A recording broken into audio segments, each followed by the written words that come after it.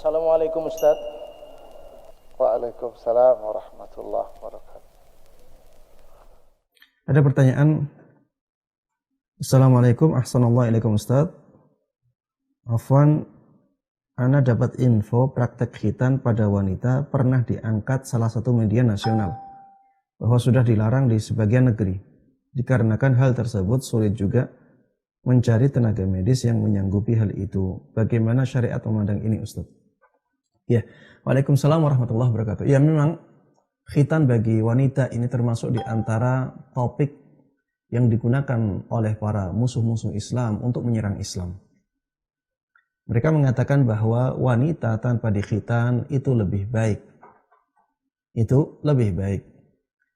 Namun, saya katakan seperti itu tidak usah didengar, ya, karena kita punya tuntunan, kita punya rujukan dalam menjalankan syariat ini, dan rujukan kita adalah Rasulullah Sallallahu Alaihi Wasallam.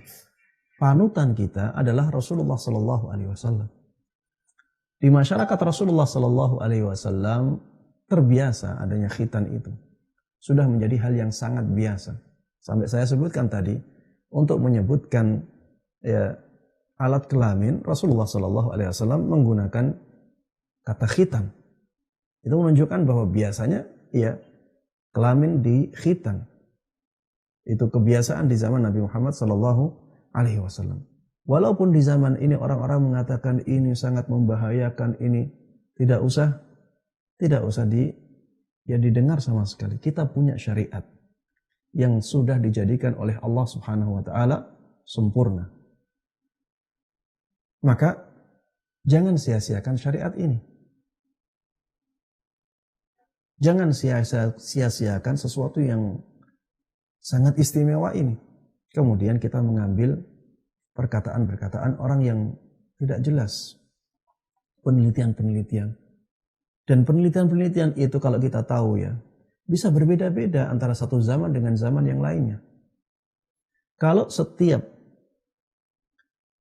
sesuatu harus disesuaikan dengan ilmu pengetahuan yang berdasarkan penelitian dan tanpa terkecuali sama sekali, maka ini akan membahayakan.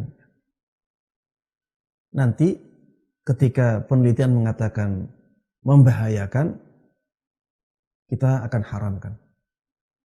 Kemudian berikutnya ya penelitian yang lain mengatakan bermanfaat. Kemudian kita halalkan. Kita akan diombang-ambingkan oleh perkataan para peneliti.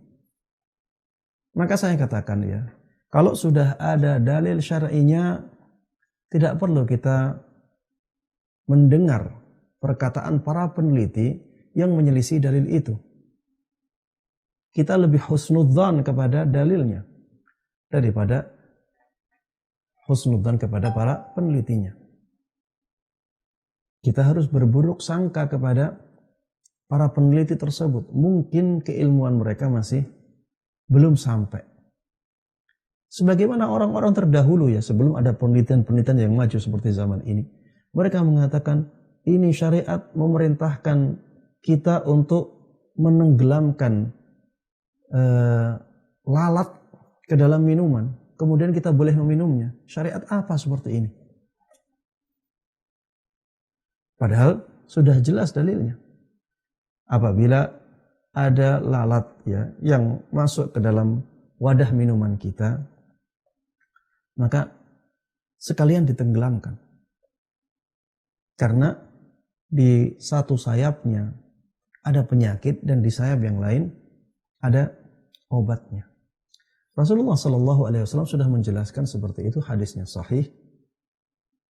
Walaupun secara sekilas ya ini tidak sesuai dengan pandangan orang biasa, tapi itu sudah ada dalilnya. Maka tidak usah kita mendengar omongan orang yang menyelisih dalil ini. Dan ternyata terbukti di zaman kita ini, apa yang dikatakan oleh Rasulullah SAW itulah yang benar. Orang di zaman ini sudah bisa membuktikan, benar-benar bisa membuktikan bahwa memang di salah satu sayap lalat itu ada penyakitnya, dan di sayap yang lainnya ada obat dari penyakit itu. Sekarang baru bisa dibuktikan. Maka jangan sampai kita meniru orang-orang terdahulu ini yang terbelakang seperti ini. Apa yang dikatakan oleh Allah dan apa yang dikatakan oleh Rasulullah SAW berdasarkan wahyu dari Allah Subhanahu Wa Taala itu pasti benarnya, ya. Dan banyak hal yang tidak, ya, atau kita tidak nyampe ke sana. Maka kita tetap jaga kemurnian syariat ini. Kita tetap jaga firman Allah Subhanahu Wa Taala. Kita tetap jaga sabda Rasulullah SAW. Karena ya Allah, ya tidak ada yang lebih benar dari perkataan Allah Subhanahu Wa Taala, dan tidak ada yang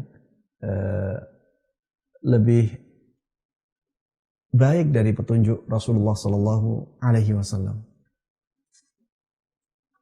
Adapun misalnya, Ustadz, kita jadi kesulitan ketika keadaannya demikian. Maka di sini, ya, kalau memang kita sangat kesulitan sekali untuk mengkhitan anak perempuan kita berusaha dulu, ya. Kalau tidak bisa, maka kembali ke tadi, ya, hukumnya itu sunnah bagi wanita, ya, hukumnya itu sunnah bagi wanita, tidak ada kewajiban. Kalau mampu, maka semangatlah untuk melakukannya. Ya, kalau tidak mampu, dia dari awal sudah sunnah. Dan perlu juga dilihat di sini, ya, bahwa saya melihat ada orang-orang yang menginginkan syahwat wanita tetap besar, sehingga mereka menjadi mudah tersulut syahwatnya. Kalau wanita mudah tersulut syahwatnya, dia mudah digoda. Kalau mudah digoda, maka dia mudah dizinai, mudah dimanfaatkan oleh mereka yang, ya, ingin mencelakakan wanita. Ini sisi ini berhubungan dengan masalah khitan sebenarnya. Karena khitan itu bisa mengurangi syahwat wanita. Kalau tidak dikhitan, maka syahwatnya akan besar.